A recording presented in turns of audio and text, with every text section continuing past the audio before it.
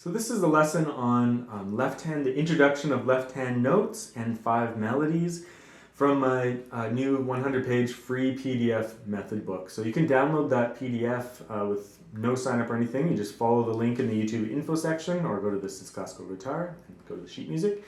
And you can follow along, and these lesson videos will be helping you out. So this is the material in the beginning of the book that first introduces the left-hand notes. So we're going to be going over B, C, D, E, F, and G. And then we're going to be playing 5 little melodies using those notes. Now, there's also a youth supplement that you can check out that covers everything a little bit more slowly, but we're just going to dive right in.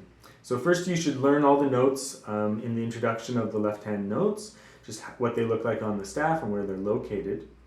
But let me play you the exercises and then the 5 melodies, and then I'm going to give you a nice lesson on how, some tips on sitting and playing and some important things to think about in the music, and so that you can supplement your lessons.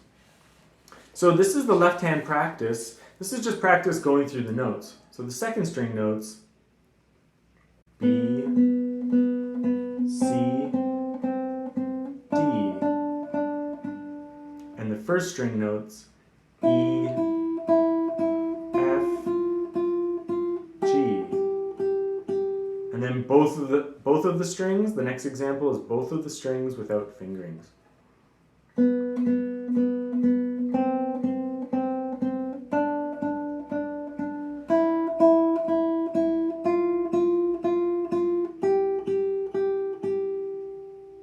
And then the 5 melodies. First one is The Mountain. This is just like an introductory melody that I put in the book for students to just start getting a handle on these 6 notes.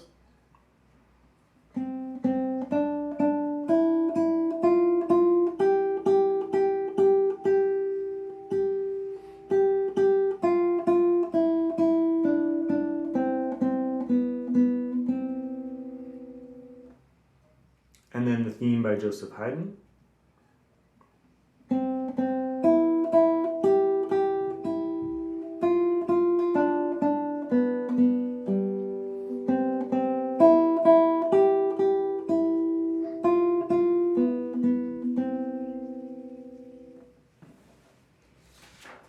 And then Lightly Row.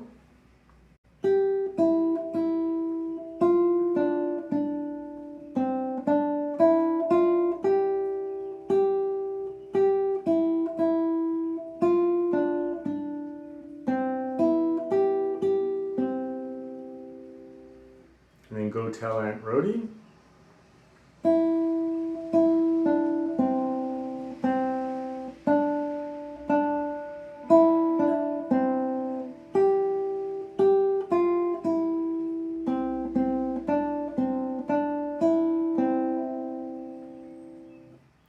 And then The Fox. This is a little piece that I put together to teach students how to not mute out other strings and to stay on their fingertips. And we'll talk about that during the lesson.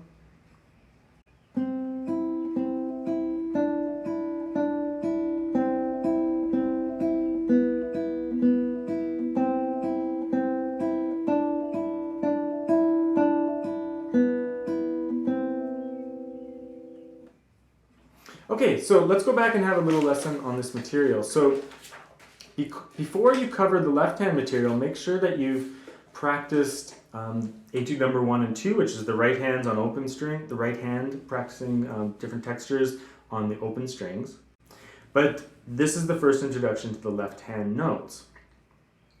So all the notes, there's a lot of notes introduced all at once, right? 6 notes. But the reason I did that is that they follow such a similar pattern that they're easy to learn. It's open string, 1st fret, 3rd fret, open string, 1st fret, 3rd fret. So they follow the exact same pattern. So like even kids can just learn those 6 notes. They might not know what they look like on the staff very well, but they can learn those 6 notes because the pattern is just open, 1st fret, 3rd fret. Now, So that's really important that you just recognize patterns on the guitar, and beginner students can do that. One small note, use your fourth finger on D and G. You might think like, oh, it makes more sense to use our third finger, one finger per fret. That will be true later on in some situations. But in this particular case, the reason I want you to use your fourth finger is that one thing, it aligns the hand. So it brings that fourth finger into place. One common problem with students when they learn to play is they go like this, and the fourth finger is just totally out of place. Their hand is at a weird angle. It's not good. Bringing that fourth finger into play brings the hand into alignment with the strings. It's much better. Also, the other reason is that most classical guitar material later on is going to be using the fourth finger on those notes because we're holding chords with the third finger. So I always hated it switching from a method that uses the third finger, and then we go into repertoire and suddenly they have to use their fourth finger, and students don't want to because they're not used to it. You might as well just get used to it right from the beginning. It's really good for you. And lots of systems, such as the UK system, the Associated Board of Royal Schools of Music, for example, they integrate it right in their exam systems even to use the fourth finger, even on some of the bass notes. So it's very useful. So you practice those introduction exercises, notes on the second string, notes on the first string, and just become very comfortable going through the notes. At first, students should just learn this by rote. You don't even have to look at the music, you can just play the notes. B, C, D, E, F, G, and make sure that you're alternating your IM fingers. So being very careful that you're doing that. Just do it by rote. You don't even have to look at the music. You just want to become so comfortable using the correct fingers and knowing where those notes are. Keep double checking your posture. So the head of the guitar should be at eye level, so about a 45-degree angle. The right arm just comes down on the guitar like this. You have a relaxed arch here. Let's use free strokes. So free strokes, you play the string and move your fingers in towards the palm instead of rest stroke, which is resting on the string below. Make sure your hand isn't down like this, doing the crab, which is like what I tell students. So up here like this, so the fingers can move in towards the palm, so just a relaxed arch. The left hand, the thumb should be behind the second finger. That's one of the most important things. And it should be straight up and down. So just like this, as if you were holding a tennis ball or an orange. And when you're playing, you can even try just touching those notes so that there's no tension, because you don't need tension. Make sure you're really close to the fret with your finger. If you're not, it's going to buzz. But when you're close to the fret, it won't buzz. Lots of students that don't play close to the frets, they compensate by pushing really hard, because you can get a clear sound. But if I press very lightly, it's going to buzz. But if I press lightly near the fret, it doesn't buzz. So you have to be really close to the fret. That way you can play in a relaxed and light way with the left hand. Make sure your fingers are curved and that you're playing right on the fingertips. So not on the pad of your finger. No outstretched fingers like this. Not like that. But on your fingertips with curved fingers. You're not overextending the wrist. If your guitar position is bad, you'll probably overextend the wrist. Get your guitar position into a good position, and you can just bring your arm up. And you shouldn't have to overextend the wrist. You can easily reach those notes. Okay, next thing, let's go into the pieces. Just do a quick note about how to approach these pieces. Anchor the thumb on a bass string and make sure you're using the correct right hand fingerings. But on the mountain, for example, I would start by just counting out loud and playing. 1, 2, 1, 2, 3, 4, 1, 2, 3, 4, 1, 2, 3, 4, 1, 2, 3, 4, 1, 2, etc. It's a really good idea to count and play. If you can't count out loud and play, then you don't have that skill. you don't have that skill yet. You're not able to do it. And you need that skill. You really do. So make sure you learn to count out loud. Also, I would recommend going through saying the note names. So like C, C, D, D, E, E, F, F. Just so you keep reminding yourself about the name of the note. Also say the right hand fingerings. I am, I am, I am, I am. If you can't do one of these things, if you can't say it out loud and play it at the same time, then you don't have the skills yet. And you need those skills, so you have to work on it. If you can't play the whole piece like that, take one bar. I am, stop. See if you can do it on just one bar, because you're just gaining skills at this point. And like I said, if you don't have the skill, then you need to make sure you have it before you move on.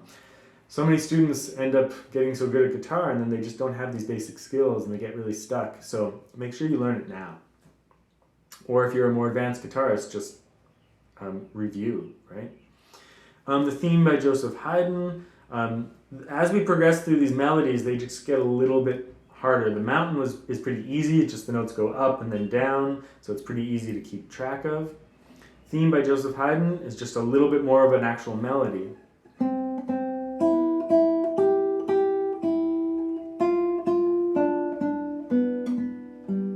When you're playing a piece, you might want to try counting yourself in beforehand. So saying a full bar of counting. 1, 2, 3, 4. 1, 2, 3, 4. 1, 2, 3, 4. 1, 2, 3, 4. 1, 2, 3, 4. Just to make sure that the music has started, but then you're just kind of jumping on board. Sometimes students start playing and then they start thinking about the rhythm, but they've already started playing and it gets all cluttered, right? So just establish the rhythm and then start playing. I've been playing these pieces fairly fast. When you start out, you might want to go very slow.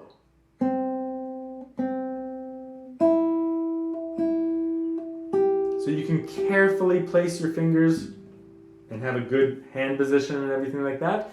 And just take like 2 bars.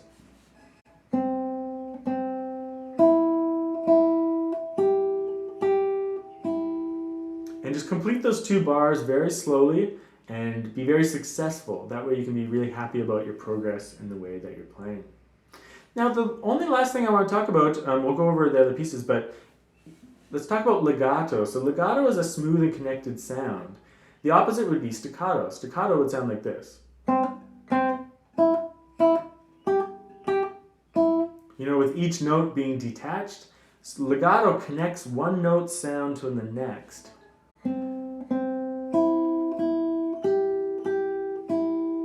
So it's like a smooth shape. Legatos can be disrupted in 2 ways. One way is that you have to hold on to the note in the left hand until the next note is played, and all the way to the last minute. If you take your finger off too soon, you know, as soon as you release that finger, it's going to stop the sound, which will create little hiccups in your music. So you have to keep your fingers down. And the other way is in the right hand. In the right hand, if we play a note, but we put our finger back on the string, it's going to stop the sound. Now a little bit of that is okay. It's called planting. It's very secure. But if you do too much of it,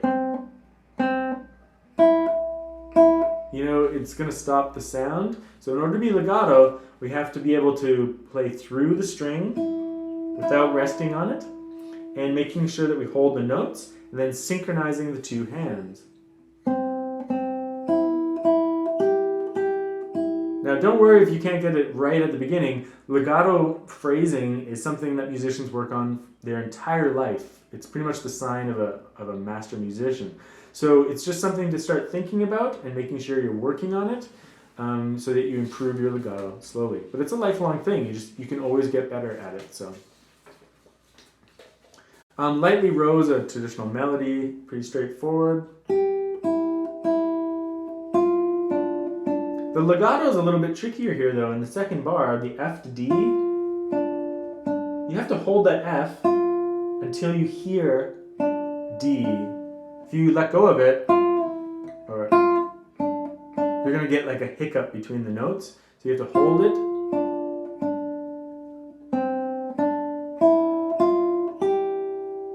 And in that little scale passage, C, you have to hold on to the C until you play the D. You can't let go of that C until you hear the next sound. You have to be listening very carefully. So it's just another opportunity to work on legato in a piece with varied rhythms and whatnot. Go tell Aunt Rhody, same deal.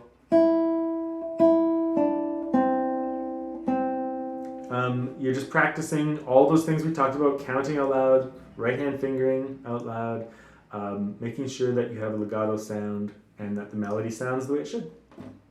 Now the Fox is a great little piece, especially for youth students, but also for adults. If you're using bad technique, so remember I talked about playing on your fingertips, if you're using bad technique and you're folded over like this, you're going to mute out that string by accident. So watch this. Bad technique mutes out the string. Good technique lets it ring. So you have to be on your fingertip. Finger has to be curved. Don't do it by overextending the wrist like this. Do it by curving the finger. It's great because when students go home after the lesson with me, if they are doing it like this, they can hear that second note is muted. So you keep your notes down and let all the notes ring out. Same thing on the second bar. If I fold it over, it's going to mute it out. So you have to be on your fingertip and you have to curve your finger. So it's a great piece because it makes students play with good technique. And they'll know that they're playing with good technique because they'll hear when they do it poorly and when they do it well. So the next thing we'll be moving on to is Etude number 3, which is an arpeggio piece with left-hand notes in it. So we're just slowly progressing and gaining more and more skills as we go.